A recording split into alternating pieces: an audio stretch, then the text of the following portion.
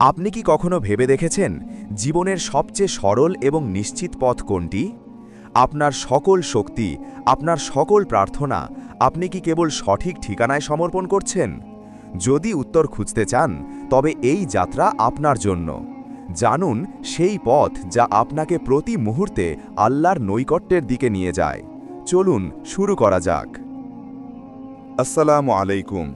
আমরা এখন সূরা ফাতিহার সহজ অর্থগুলো বুঝব। এই সূরাটি কোরআনের শুরু। এটি আমাদের মনের কথা আল্লাহর কাছে পৌঁছে দেওয়ার সবচেয়ে সুন্দর মাধ্যম। চলুন জেনে নিই প্রতিটি আয়াতে আমাদের আত্মা আল্লাহর কাছে কি চাইছে। ২. আল্লাহর আশ্রয়। যখন আমরা বিসমিল্লাহ বলি, তখন আমরা ঘোষণা করি, আমার সব কাজ শুরু হোক আল্লাহর নামে। আমার নিজের শক্তি নয়, তার দয়া ও করুণাই আমার একমাত্র ভরসা। ৩. কৃতজ্ঞতা ও প্রশংসা। এরপর আমরা বলি, আলহামদুলিল্লাহি রব্বিল আলামিন, সকল প্রশংসা বিশ্বজগতের প্রতিপালক আল্লাহর জন্য। অর্থাৎ আমাদের জীবনের সব কিছু, আমাদের শ্বাস প্রশ্বাস, আমাদের চারপাশের সৌন্দর্য, সব কিছুই তার দান। আমরা মন থেকে তার প্রশংসা করছি। ৪. তার পরিচয়। এরপর আমরা তার পরিচয় দিই, আর রহমানির রহিম, যিনি পরম দয়ালু, পরম করুণাময়, এবং মালিক ইয়ৌমিদ্দিন, বিচার দিনের মালিক। আমরা বলছি, হে আল্লাহ, আপনি দয়ালু এবং আপনি আমাদের শেষ গন্তব্যের মালিক। আমরা শান্তিতে আছি কারণ আমরা আপনার করুণার ছায়ায় আছি। ৫. আমাদের প্রতিশ্রুতি। এইবার আমরা আল্লাহর কাছে প্রতিজ্ঞা করি, ইয়াকা না'বুদু ওয়া ইয়াকা নাস্তাঈন, আমরা একমাত্র তোমারই ইবাদত করি এবং শুধু তোমারই সাহায্য চাই। এটি আমাদের হৃদয়ের সবচেয়ে সরল ঘোষণা। হে আল্লাহ, আমার জীবন, আমার কাজ, আমার সাহায্য, সব কিছুর জন্য আমি শুধু আপনাকেই বেছে নিলাম। অন্য কারো কাছে আমি কিছু চাইব না। ৬. সঠিক পথের চাওয়া। প্রতিজ্ঞার পর আসে আমাদের সবচেয়ে গুরুত্বপূর্ণ চাওয়া, ইহদিনাস সিরাতাল মুস্তাকিম, আমাদেরকে সরল পথ দেখাও। আমরা সেই পথ চাই যা সত্য, যা শান্তির এবং যা আমাদের আপনার কাছে পৌঁছে দেবে। ৭. কাদের পথ।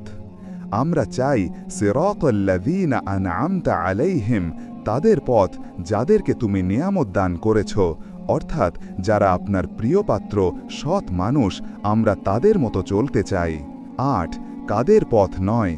এবং আমরা আশ্রয় চাই গায়রিল মাগদুবি আলাইহিম ওয়ালাদ-দাল্লিন, তাদের পথ নয় যাদের প্রতি তোমার ক্রোধ এসেছে এবং যারা পথভ্রষ্ট হয়েছে, অর্থাৎ ভুল পথ, অহংকারের পথ বা না জেনে ভুল করার পথ থেকে আমাদের রক্ষা করুন। ৯. উপসংহার। প্রতিবার সূরা ফাতিহা পাঠের সময় আপনি আসলে আপনার হৃদয়ের এই গভীর কথাগুলো আল্লাহর কাছে তুলে ধরেন। আশা করি এই সহজ ব্যাখ্যাগুলো আপনার জন্য সহায়ক হবে। এখন আসুন আমরা সূরা ফাতিহার কিছু বিশেষ আয়াত তেলাওয়াত করা শুনি। আমি শুরু করছি সেই মহান সত্তার নামে, যিনি পরম করুণাময়, যার দয়া সমস্ত সৃষ্টিকে আবৃত করে আছে। আমার প্রতিটি পদক্ষেপ তার দয়ার ওপর নির্ভরশীল। সমস্ত প্রশংসা কেবল সেই আল্লাহর জন্য, যিনি এই মহাবিশ্বের প্রতিটি জগৎ, প্রতিটি প্রাণ এবং আমাকে প্রতিপালন করেন। আমার কৃতজ্ঞতা কেবল তারই প্রাপ্য। হে আল্লাহ, আমরা একমাত্র আপনারই ইবাদত করি। আপনার জন্য আমাদের বিনয় ও আনুগত্য, আর আমরা একমাত্র আপনারই সাহায্য চাই এই দুর্বল জীবনে আমাদের চলার পথে। সুতরাং হে প্রতিপালক, আমাদের সরল পথের দিকে পরিচালিত করুন, সেই পথে যা আমাদের আপনার নৈকট্য এবং চিরন্তন সাফল্যের দিকে নিয়ে যায়। হে জ্ঞানান্বেষী আত্মা, আমরা শুরু করেছিলাম সেই পরম করুণাময়ের নামে, যার দয়া প্রতিটি মুহূর্তে আমাদের আবৃত করে রেখেছে।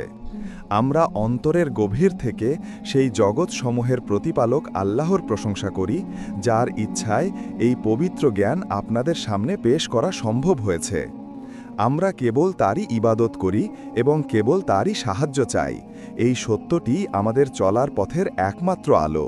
আমরা বিশ্বাস করি আপনারা এখানে এসেছেন সেই সরল পথের সন্ধানে, যা আমাদের চূড়ান্ত সাফল্যের দিকে নিয়ে যায়। এই পথে আমরা একা নই, আমরা একে অপরের সঙ্গী।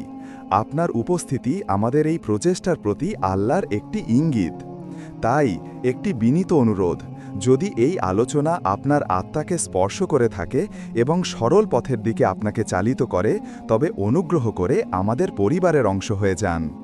চ্যানেলটি সাবস্ক্রাইব করুন এবং নোটিফিকেশন বেলটি সক্রিয় করে দিন, যাতে হেদায়েতের কোনো নতুন বার্তা আপনার জীবন থেকে যেন হারিয়ে না যায়। আল্লাহর রহমতে আমাদের এই সম্মিলিত জ্ঞান যাত্রা সফল হোক। ধন্যবাদ আনতে আমরা আপনার কল্যাণ কামনা করি।